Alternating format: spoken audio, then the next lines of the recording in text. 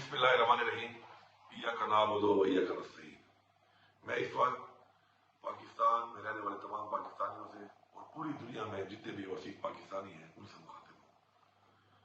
इमरान खान जो जंग लड़ रहा है वो जंग इमरान खान की नहीं बल्कि पाकिस्तान की जंग है, हमारी नस्लों की जंग है।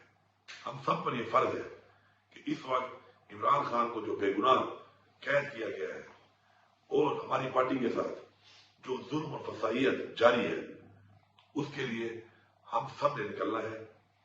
हम सब इंशाअल्लाह 24 नवंबर को डी चौक पर इमरान खान साहब ने हमें मुतालबात पूरे होने तक का जो धरने का ऐलान किया है, हम सब ने वहां पहुंचना है और उस वक्त तक वहां से नहीं जाना जब तक हमारे मुतालबात पूरे नहीं होते। हमारे मुतालबात सबसे पहले इमरान खान की, हमारी लीडरशिप और हमारे कारकुनान की रिहाई है। उसके बाद हमारे मुतालबात, हमारे मेंडेट की वापसी, हमारे साथ जो ज्यादतियां, फसाइयत और आइन को तोड़कर, कानून को तोड़कर जो कुछ किया गया है, आइन का तहफ्फुज हमारे मुतालबात में शामिल है। इसके अलावा चूंकि ये कॉल इमरान खान की है, इख्तियार इमरान खान का है, तो इमरान खान के हुक्म के मुताबिक हमने वो तमाम मुतालबात जो पूरे जब तक नहीं होंगे हमने वहां से नहीं जाना। मुझे पूरी उम्मीद है और मुझे यकीन है और हमारा ये ईमान है और हमें ये हुक्म है कुरान में कि अमर बिल मारूफ, कि हमने हक और सच का साथ देना है।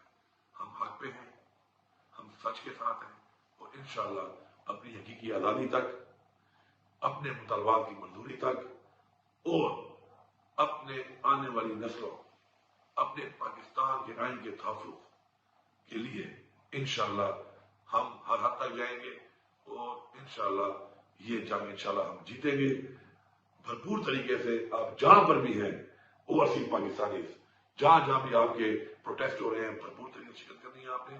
और पाकिस्तान के तमाम लोगों ने, सब ने एक ही मंजिल है डी चौक, जहां पर हर सूरत में पहुंचना है। जितनी भी रुकावटें हों आपने उसका मुकाबला करना है। और मैं आखिर में इस हुकूमत को वार्निंग दे रहा हूं कि आप हमारे ऊपर शेलिंग करते हैं, हमारे ऊपर रबड़ बुलेट्स चलाते हैं, हमारे ऊपर आप बेइंतहा तशद्दुद करते हैं, हमारे रास्तों में खंदके खोदते हैं, कंटेनर खड़े करते हैं और उसके बाद हमारे ऊपर स्ट्रेट फायरिंग करते हैं।